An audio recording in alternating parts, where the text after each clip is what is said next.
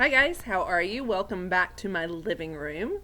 And welcome back to Restart by Gordon Corman. So now we're a couple of chapters into the book. We know that each chapter is told from a different point of view.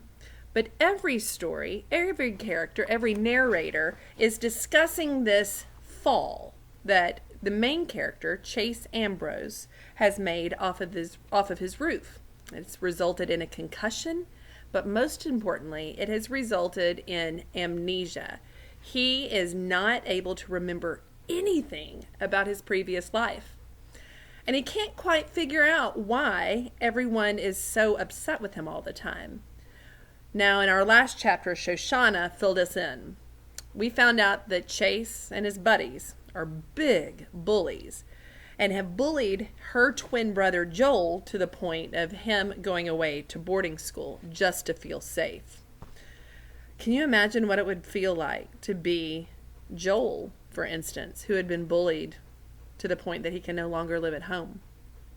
Think about what it's like now for Chase, who feels like a normal kid, but wakes up to realize that not only is he this superstar in town because of his athletic ability, but he's also the biggest bully in town. I wonder what that's going to be like for him. We're going to start now with chapter 3. If you'll notice, remember last time I told you it's going to be really important that you read the title of the chapter. That will let you know who is telling the story, who's narrating at that point. From whose point of view are we reading this? And so now we're going back to Chase. We're going to pick up Chase's story from his point of view, through his eyes. You can find chapter 3 on page 20. I'll give you just a second to flip to that. I'm going to get a sip of water. All right, are you ready? All right, put my water over here. Let's go ahead and dig in now to chapter 3. Chase Ambrose. I recognize the school. Not because I remember it. It's just that Mom drove me by there a few times over the last couple of weeks to make sure I'd be sort of familiar with the place. It's called Hiawassee Middle School, and it turns out that I'm the star of just about every team they have. Or ex-star. Until further notice, I'm on the disabled list. I get this information from my mother on the drive to my first day of 8th grade. It's just the two of us now, since Johnny's back at college. Mom's trying to fill me in on my former life so I won't be caught by surprise. Like when that psycho girl dumped frozen yogurt on my head.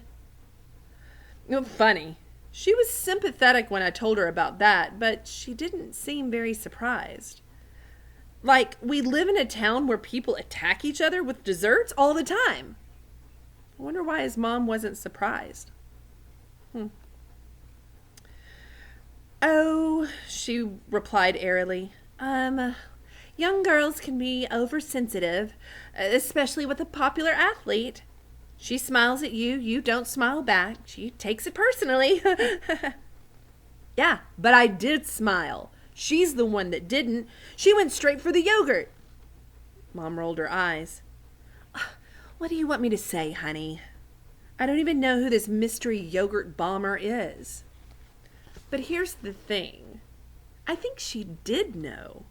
Or at least she could make a pretty good guess. Why would she hold that back? It wasn't like those first days out of the hospital where she was a stranger to me, and I must have seemed, pretty unfamiliar to her. Now, as we pull to the curb in front of the school, she's pumping me up with details like names of friends and teachers I get along with. Yet I still can't shake the impression that there's something being left unsaid. But, I prompt. She reddens. But what? I put it to her. Tell me the part you're leaving out. 13 years is a long time, Chase. There's no way I can fill all that empty space for you while we're parked at the side of the road on the first day of school. You're going to have to hear things for yourself, good and bad, that might surprise you. Just keep your cool, okay? Now, what's that supposed to mean? I asked. She answered, and now I know even less than I did before. Her face is the color of an overripe tomato. I don't push it. I'll find out soon enough, though. There are hundreds of kids pouring in the front entrance. Everybody seems to know everybody else. Back slaps and high fives everywhere. Several of them fly in my direction, and I smack hands and bump fists and try to look like I belong, which I definitely don't.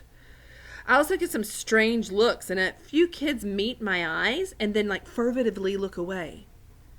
I'm guessing this has something to do with the scrape on my face and, page 22, my immobilized arm and shoulder. Mom warned me that a lot of people probably heard about my accident, but nobody knows about the amnesia part. I have to get ready to explain that to a lot of friends who can't figure out why I don't recognize them. The teachers and the office staff had to be told, of course. "It's our boy!" A single bellow rises above the general chatter as soon as I enter the building. I don't know the kid, but I'm willing to bet that he's one of my football buddies, judging by the size of him. From out of the hubbub of the foyer, guys who are almost as big and are converging upon me, slapping at me and calling me their boy. Guys, not the shoulder. My mind is reeling. How am I going to explain to this welcoming crowd that I haven't the faintest idea who any of them are?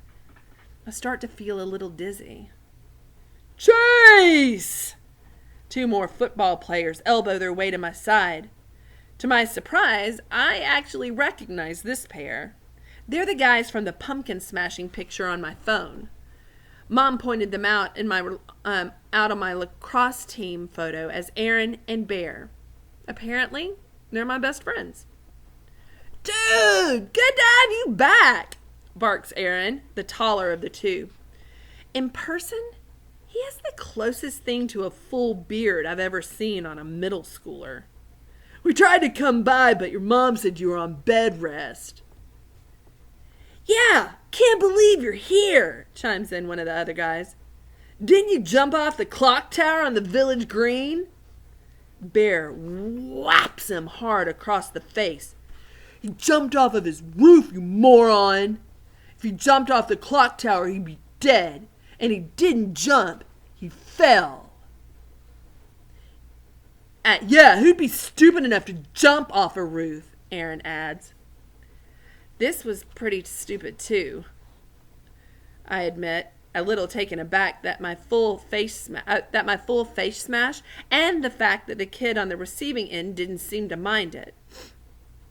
So he was saying he was just stunned, his buddy just slapped a kid across the face. Because, just shut up, man, and he hit him. Do you know anybody like that? Do we go to school with anybody like that puts their hands on you instead of talking to you? If you do, you need to tell somebody. It's not okay. Anyway, yeah, this was pretty stupid too, I admit. I'm at the top of page 23. A little taken aback by that full face smash and the fact that the kid on the receiving end didn't seem to mind it. Yeah, I can't remember what I was thinking. In fact, you guys, to be honest, the slappy cuts me off. Yeah, but you're going to be healed up in time for football season, right? You'll be ready for our first game. Doctor says no. It's my shoulder, but mostly it's the concussion. I can't risk taking a headshot so soon after the accident. A howl of protest greets this announcement. Man, but we need you.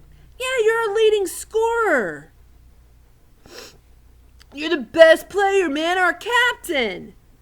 Cut it out, you guys, Aaron orders. Injuries are just part of the game. We all know that. To me, he adds, listen, man, we have to talk to you. He heads out of the foyer into the main atrium with hallways leading off of it. That's kind of up by where our office is at the front of the school. That's the big foyer outside of the office, and then all the hallways go off from that direction. So you can visualize it like that.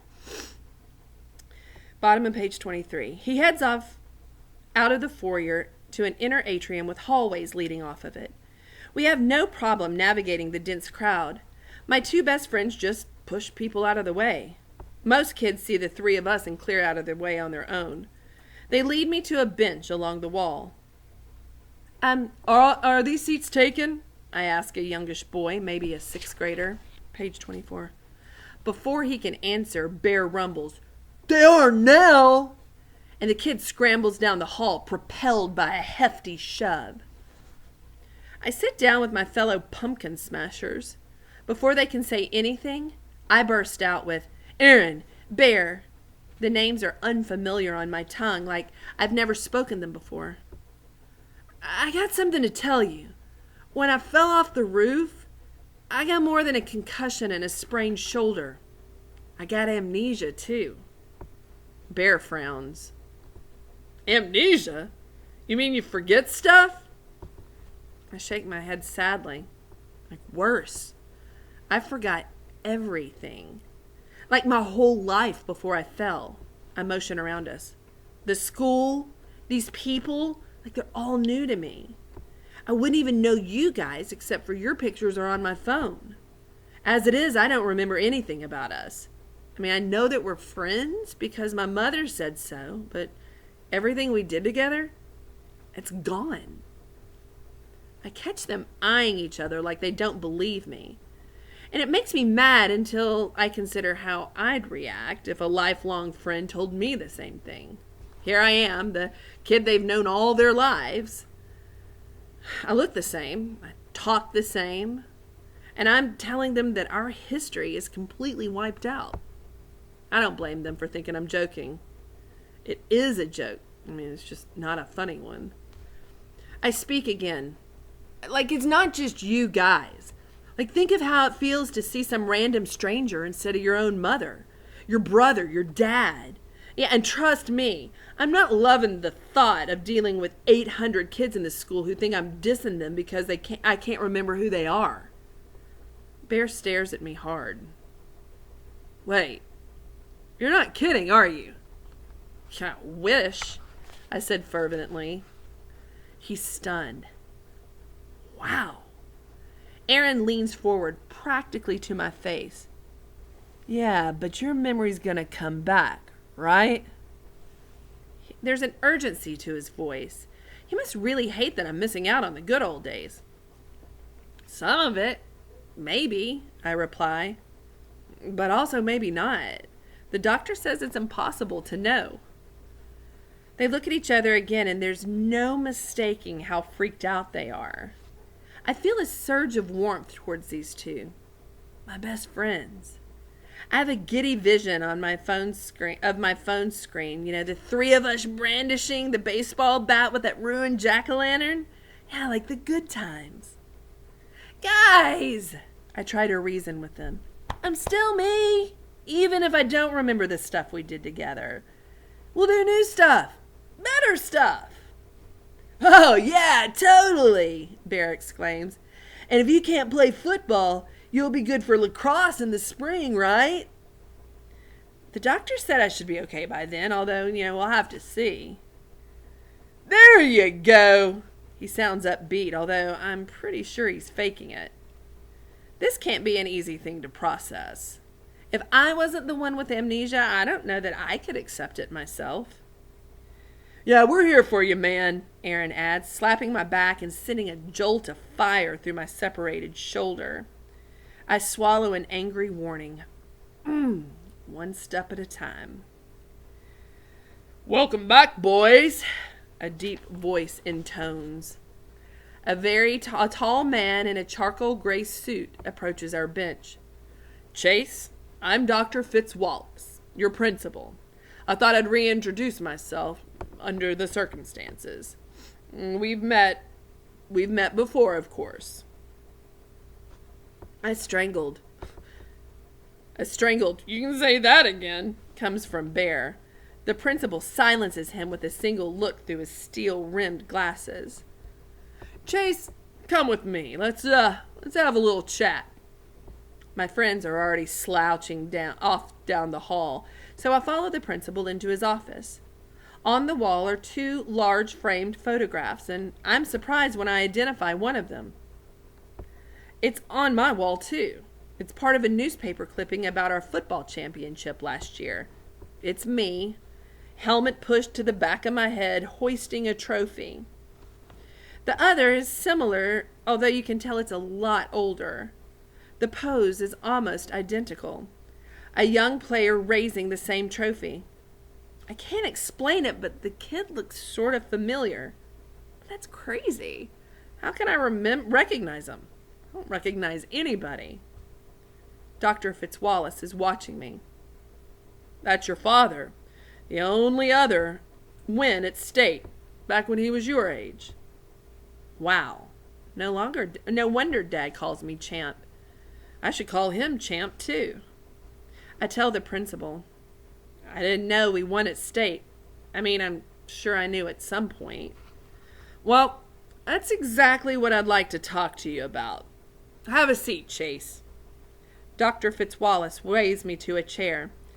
I have to confess that this is a first for me. I've never had a student suffer from amnesia before. It must be really upsetting to you. I mean, even a little frightening.